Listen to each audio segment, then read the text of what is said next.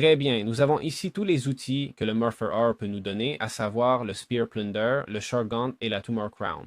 Commençons donc à examiner chacun d'entre eux. Cherchons quelques modes, par exemple ceci, d'accord? Et tout d'abord, nous avons le Spear Plunder. Il dit divise en deux parties. Clic droit pour envoyer un projectile comme Cliff. Voyons, on l'a envoyé, on a vu les dégâts, 39 de vie, clic droit et ça vient d'enlever 40 de vie. Attends, 100 de vie. Ah, mais ça les divise en deux, non? Ou pas? Il y en avait deux là.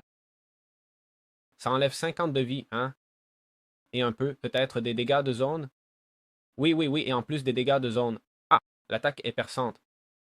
Voyons, sont-ils alignés? Oui, oui, oui, oui, c'est perçant, c'est perçant. Et Shift-clic droit pour appeler. Ok, ça vient de l'enterrer complètement. Et enterrement de zone? Oui, enterrement de zone, toutes ces bestioles descendent. D'accord. Ensuite, nous avons le Shorgant. Je viens de manquer d'insectes à frapper.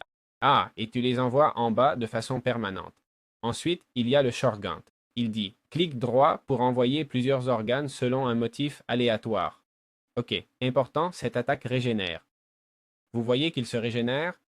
C'est que l'insecte se régénère. C'est parce qu'il a, bien sûr, je viens de lui lancer des organes, donc attention. Et puis Shift, clic droit pour envoyer des os. D'accord. Celui-ci n'est plus si cool, hein? Je comprends que selon l'insecte, on l'attaque avec des os ou avec des organes. D'accord? Je comprends, voilà. Et enfin, nous avons la couronne tumorale qui, basiquement, comme vous voyez, dit s'utilise dans la main gauche. En plus, si vous regardez mon coin, j'ai maintenant une sorte de petit ange. Vous le voyez? Et il dit clic droit pour envoyer des bulles. Voilà, c'est ça. Et allons voir une cible pour voir combien de vie cet objet peut enlever. Basiquement, 300 de vie, clic droit. Ah, ça ne lui a pas enlevé de vie. Ça le soulève simplement. D'accord. Et on peut le soulever plusieurs fois en plus, hein? Très intéressant, très intéressant. Voir encore.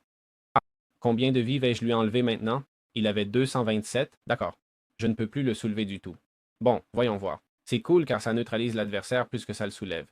Et si je fais clic droit tout en le frappant pendant qu'il se lève, c'est l'astuce, non?